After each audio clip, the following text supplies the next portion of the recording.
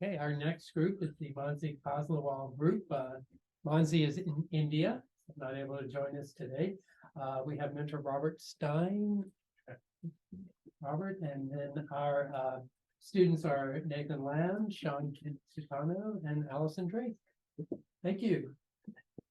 Hi everyone, thank you for this opportunity. Our group will be presenting about the winter project, which was our SRC project. I'm Allison Drake, that's Nathan Lam, and Sean Sutanto.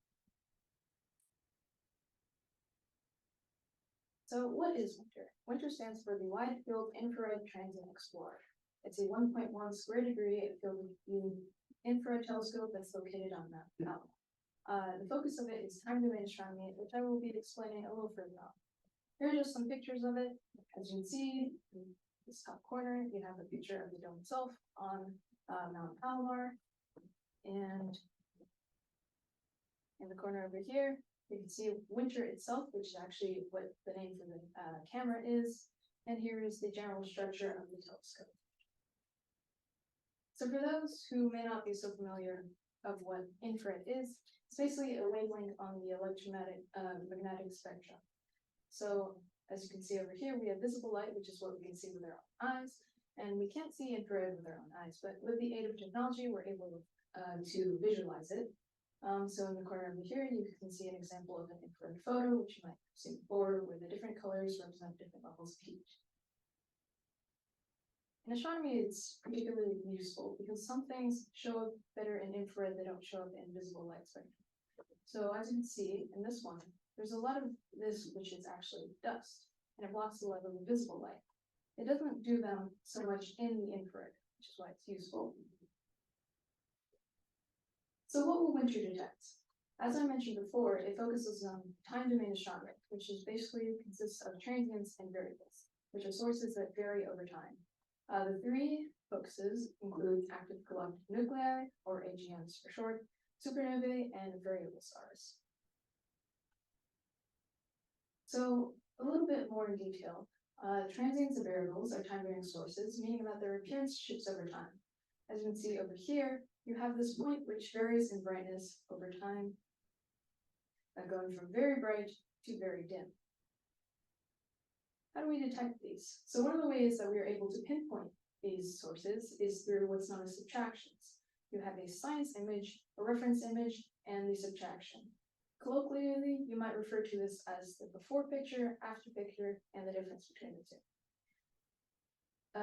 Basically what happens is that all the points that are the same between these two photos are subtracted, so you're left with what is different. As you hopefully remember from my previous slide, the brightness of transients and variables changes over time. So in this photo, you can see this point right here is super bright, but in this next photo, it's almost invisible. And so through a subtraction, you can tell where the point is, and you can tell that it's a transient or a variable. So what are the goals? Winter aims to collect astronomical data and capture pictures of the sky in infrared. Then we want to use subtraction. And using a machine learning algorithm, we want to determine whether it's a real source or a subtraction artifact. All a subtraction artifact is basically a subtraction that was done badly. It might be that there was a bad picture taken, or they were misaligned, and you have something that ends up like this, which is clearly not an actual source. Our role as interns is to cross-match the winter data sets with sets of known transients and variables, so we can determine what are real sources. These known sources will help the machine learning algorithm learn to discern real sources from artifacts. And now I hand it off to Sean.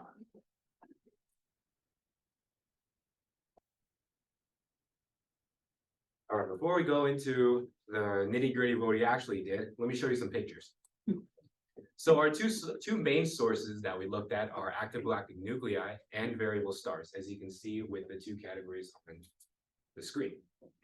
So active galactic nuclei, often shortened to AGNs because we don't want to take up some time, are regions at the center of galaxies that have a higher than normal luminosity as viewed from Earth due to mainly material accretion. And there are four types: safer galaxies, radio galaxies, quasars, and blazars.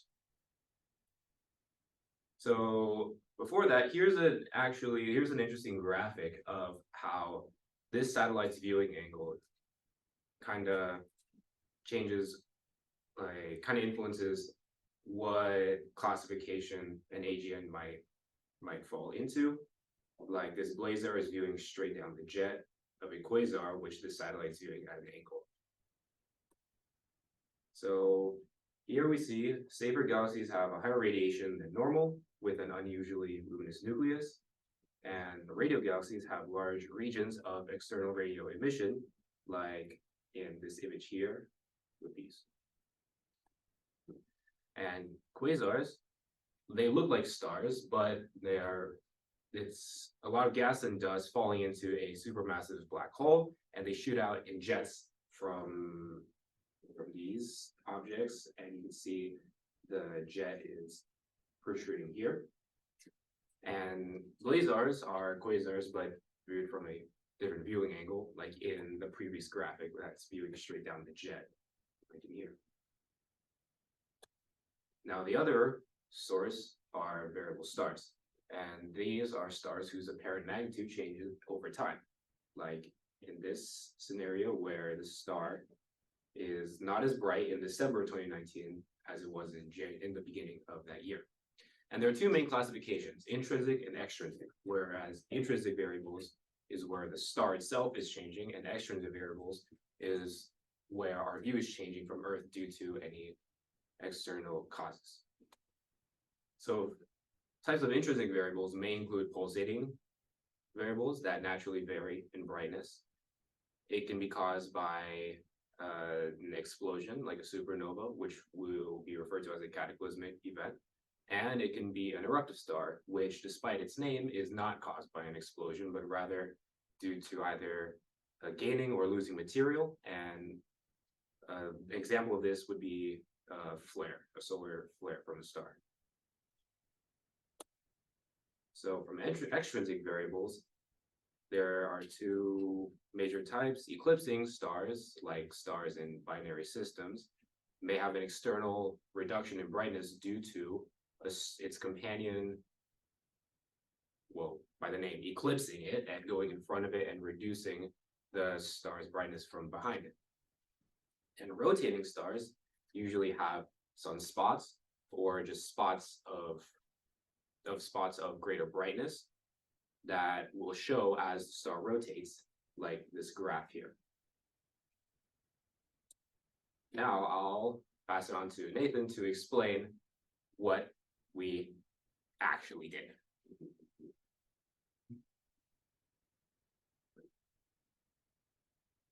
So in terms of what we actually did, we did first start with some basic information. So to reiterate, our objectives are to compare data from winter and ZTF against cataloged data regarding certain transients and variables.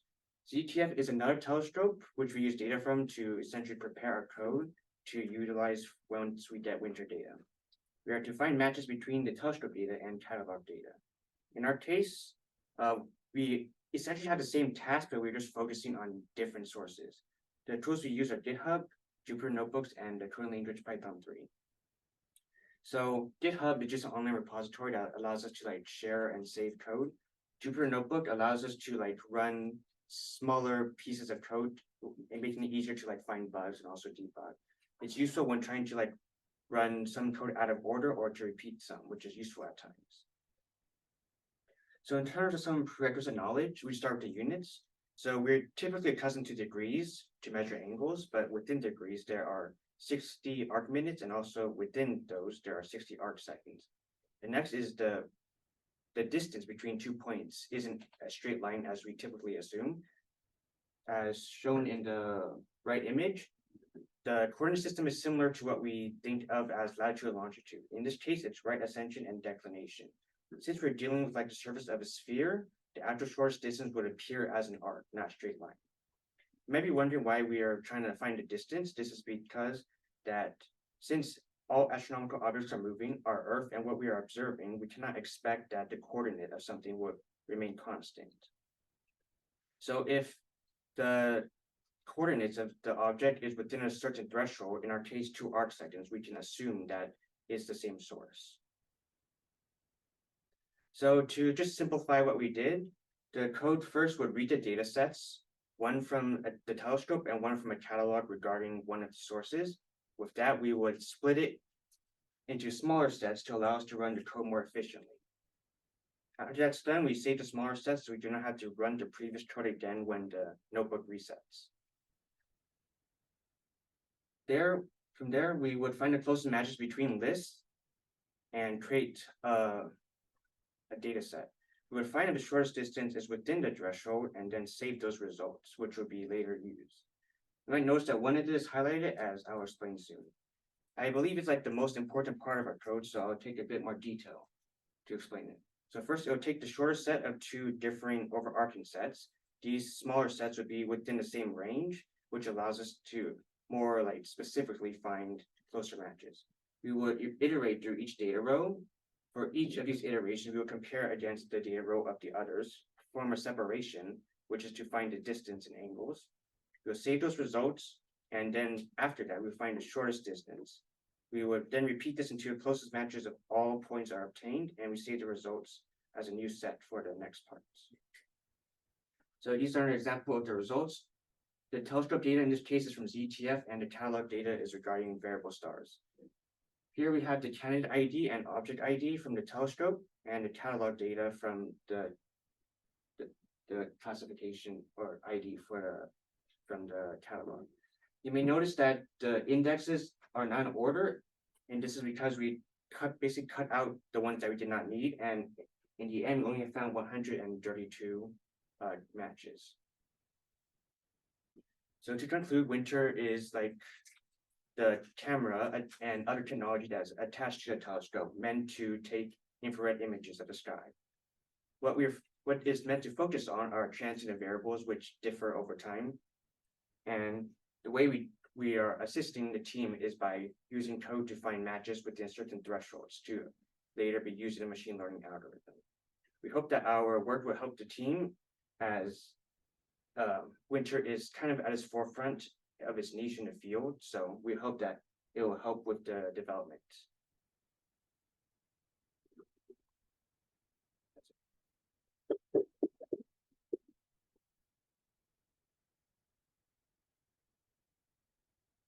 Robert, do you have any background or comments you'd like to make? So maybe just one comment is that Winter was slightly delayed, so we only managed to give them Winter data in the last week, which is a bit of a disappointment. But they used all of their development on DTF data, which is in exactly the same format. And Winter will be producing data every night for many years to come. And so the code that they've built is going to be used over a series of months to build up this capital that we're talking about. So yeah, we're very proud of them. Oh, fantastic. Good job. Any questions? Are you checking in on every catalog entry against every catalog entry of the other? Yes. Well, in our case, the ZTF was only like this singular day of observation, and the variable star catalog and the other catalogs are just like regarding a certain telescope only, which may be different. But we just try to compare against each, so we can find like the best matches. Okay. Does that make it n squared in time? I'm not quite sure about time complexity. I don't know that it took 2 days to run my code until I realized it could be done in like 5 minutes. So Yeah. I mean that we cut the time complexity by just like essentially masking out certain data if it does not fit within a certain range to make it easier to find closer matches. Yeah, if I can expand on that. So basically what we did is, it's like we took like a general stripe of like a range or threshold would be based on like the declination. And so we had like, we separated the data based on the declination to find these different ranges. And that way we don't have to do every point against every point, but rather when it's in the same declination range, we can compare that. So it cuts down on the time. Yeah.